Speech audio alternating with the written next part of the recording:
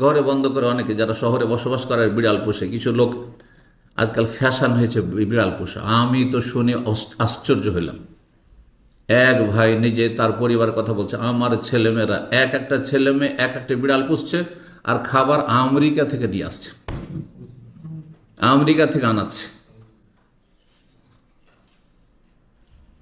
এবং কার্টুনে করে সরাসরি নিয়ে আসতে পারছে না, ওই দেশে পারমিশন নেই। তখন সৌদি আরবে নিয়ে এসে এখানে পারমিশন আছে, এখান থেকে তারা অল্প অল্প করে নিয়ে যাচ্ছে, খাওয়াচ্ছে। আউযুবিল্লাহ।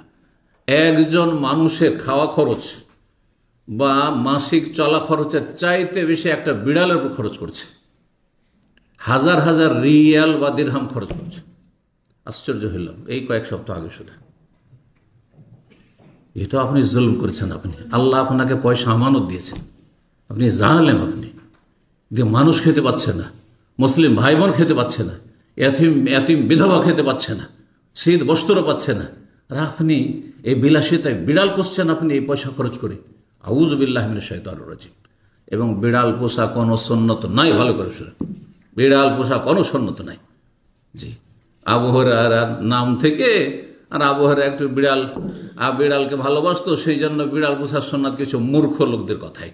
এটা কোনো আলেমের কথা নাই। জি, জায়েজ। জি, তারপরে দেখতে হবে যে বিড়াল বেশি হক রাখে না আপনার আত্মীয় স্বজন বেশি হক রাখে, আপনার বাপ মা বেশি হক রাখে। আচ্ছা, এরা তো না হয় বাপ মা আত্মীয় স্বজন, আপনার মুসলিম ভাই বোন হক রাখে। এমনকি অমুসলিম একটা মানুষ বেশি হক রাখে না একটা বিড়াল বেশি হক রাখে? একটা মানুষ না খেয়ে মরে যাচ্ছে অমুসলিম, সে বেশি হক রাখে না একটা বিড়ালে বেশি হক রাখে?